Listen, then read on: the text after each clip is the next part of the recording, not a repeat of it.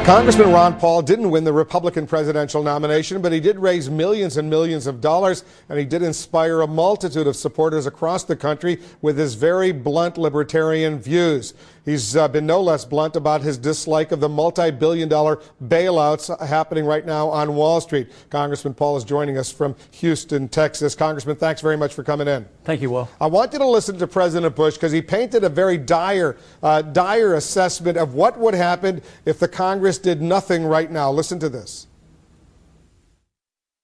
This is a big price tag because it's a big problem. The risk of doing nothing far outweighs the risk of the package.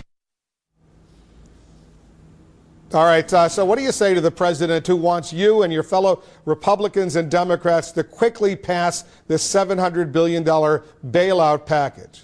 Well, I think that's a mistake because we don't have the money, but that doesn't mean you have to do nothing. I mean, we could reform the system. We could return to sound money. We could balance our budget. We could change our foreign policy. We could take care of our people at home. We could lower taxes. There's a lot of things that we can do. But the worst thing that we can do is perpetuate the bad policies that gave us this trouble in the first place. And that is that we no longer, over the last quite a few decades, believed in free market capitalism. Capital is supposed to come from savings. We're supposed to work hard and save. Matter of fact, the Chinese work hard right now and they save and they're buying up the world. But we borrow and spend and consume, and now it's caught up to us and it's undermining our whole system. But all we're doing now by coming back for $700 billion, you know, when the war started in Iraq, they said we needed $50 billion. And then Larry, whatever, I can't think of his name, he predicted it'd be 200 and he lost his job over it. Now we've spent Larry $1 trillion. Lindsay. Larry Lindsay, I'm sorry.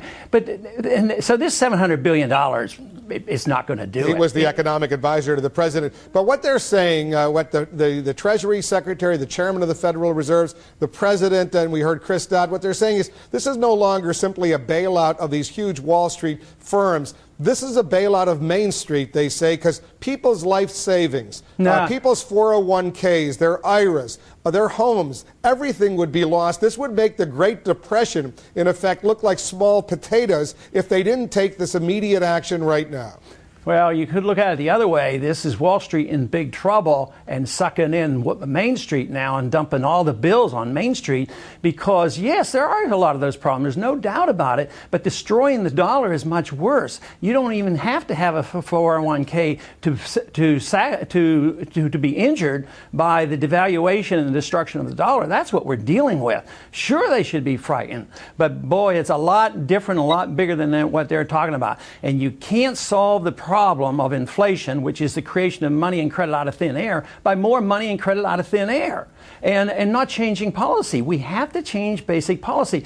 Yes, it would be painful, but it wouldn't last so long. What they're doing now, they're propping up a failed system. So the agony lasts longer. They're doing exactly what we did in the Depression. What they're saying, Congressman, is even those money market funds, the stuff that's supposed to be totally safe, that might not even be safe. And people who have money market funds, people who have their kind of sort of secure bonds, the whole financial system, they say, would be on the verge of collapse. You heard this dire assessment that they're. Are they simply exaggerating? Are they simply misleading the American people? Well, no, I don't think they understand it because how could they be safe if you destroy the dollar? It'll be more pervasive. If you have no investment whatsoever and you're dependent on a Social Security check and it doesn't buy anything, that's much more damaging. So yes, there are going to be losses, but everybody lived beyond their means. When the prices of houses were going up, nobody cared about it. They kept borrowing against it. Oh yes, that was fine and dandy. Everybody was making money and the owner of their home kept borrowing and living beyond their means. Now they have to live beneath their means. What the government is doing now is, and this new program is trying to prop up prices. You want the price structure to adjust. You want the price of houses to go down. You don't want to fix the price of housing. You can't price fix. We've had too much of that. And that is our problem. We need a market economy. We need to believe in ourselves. We need to believe in, understand how the economy got us, how the government got us into this mess. And believe me, it wouldn't be that tough. It would be a bad year. But this way it's going to be a bad decade. The Republican presidential nominee, John McCain, says yet another government institution needs to be created right now to deal with this crisis. I'm going to play a little clip of what he has in mind, and then we'll discuss. Listen to this. I will lead in the creation of the Mortgage and Financial Institutions Trust, the MFI. The MFI is an early intervention program to help financial institutions avoid bankruptcy, expensive bailouts, and damage to their customers. All right, what do you think? Is he onto something?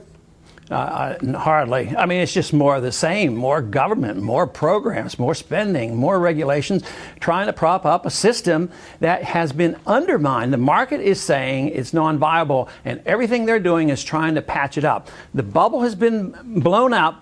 It needs to deflate, and they won't allow it. So it's a contest between deflation and inflation. Everybody in Washington wants to inflate because it's painful to get off this dependency on perpetual deficit spending and inflation. So no, another program, another group of people to regulate and take up all these bad debts off Wall Street and dump them on Main Street. This means that the people who have lost on Wall Street wants to dump it on Main Street. So this isn't saving Main Street. This is sticking it to Main Street and sticking it to the taxpayer. Here's the criticism that Senator Obama leveled on Senator McCain. Listen to this. He said he would take on the old boys network, but he seemed to forget that he took 7 of the biggest lobbyists in Washington and put that network in charge of his campaign. John McCain can't decide whether he's Barry Goldwater or Dennis Kucinich. You think Senator Obama has a better grasp of what's going on than Senator McCain? Well, he has a pretty good grasp on how to attack this politically and go after McCain, but he doesn't have any answers. He's not talking about the Federal Reserve System. He's not talking about balanced budgets. He's not talking about bringing troops home from Afghanistan.